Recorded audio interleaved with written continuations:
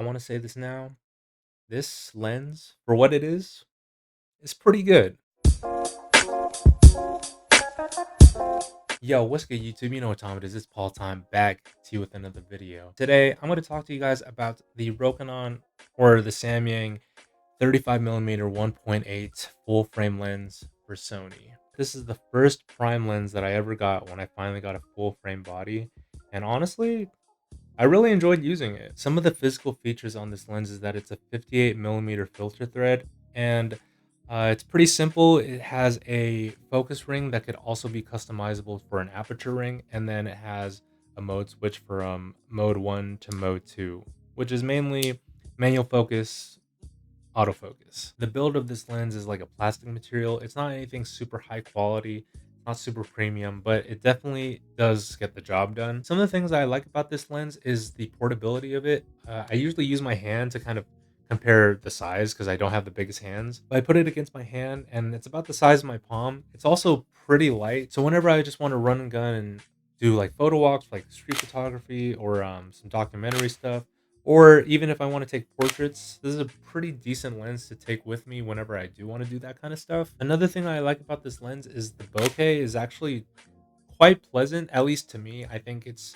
not bad. It's not perfect. You don't get the perfect circle that a lot of people really enjoy, but you also don't get cat eyes. And one of the main things that I really love about this lens is the price. This lens is super affordable right now. If you were to buy it on Amazon brand new, you could get this for less than 300 bucks.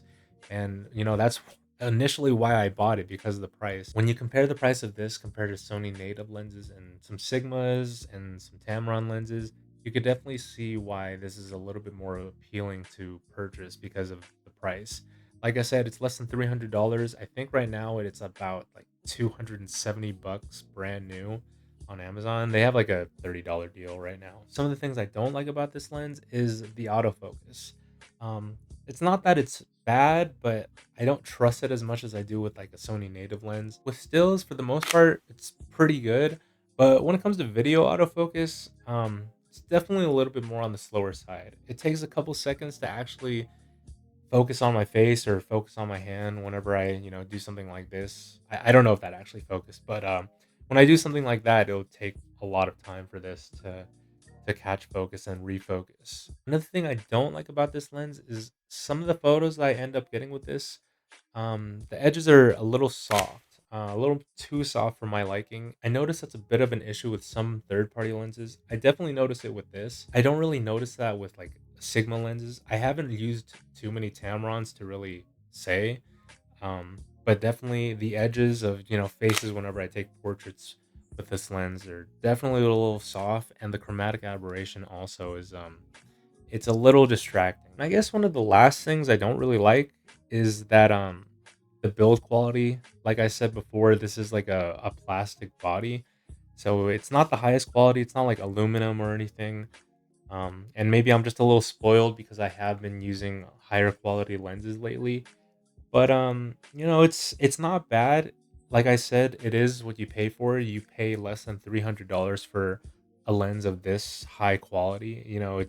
It's still a great lens at the end of the day, but it's just not my favorite build quality. This is still a great lens. It still gets the job done, and honestly, you can't really go wrong with it. It's a 35mm focal length at 1.8, so you do get that subject separation. I definitely do think that this lens is worth it because of how affordable it is. You could definitely get some really good shots with this lens, but that's not to say that if you have the extra cash that you don't, invest in a little bit higher quality glass. You can never go wrong with buying used lenses.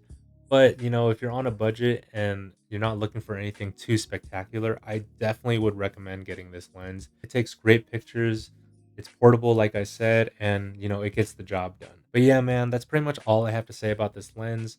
I'm pretty sure I threw some photo samples of the pictures I took with this lens somewhere in the video, in the timeline. You'll see. But if you guys are interested in this lens, or if you have this lens, let me know, and I'll also throw the Amazon affiliate link for this lens in the description. So go check it out if you're interested in buying it. And yeah, man, like I said, this is the first prime lens that I ever bought for a full frame camera, and I still have it. I've had it for some time. It definitely has some miles on it. I wish I used it a little bit more, but I just don't have a lot of use cases for it. But that's all I got to say. Hope you guys liked the video. If you did like the video, please like, comment, share, and subscribe. It does help the channel a lot.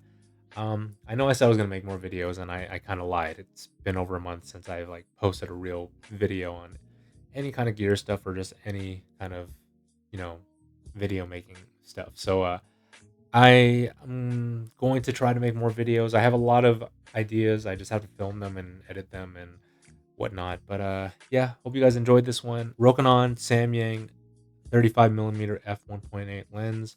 One of the best focal lengths that you could buy out there. And yeah, but that's all I gotta say.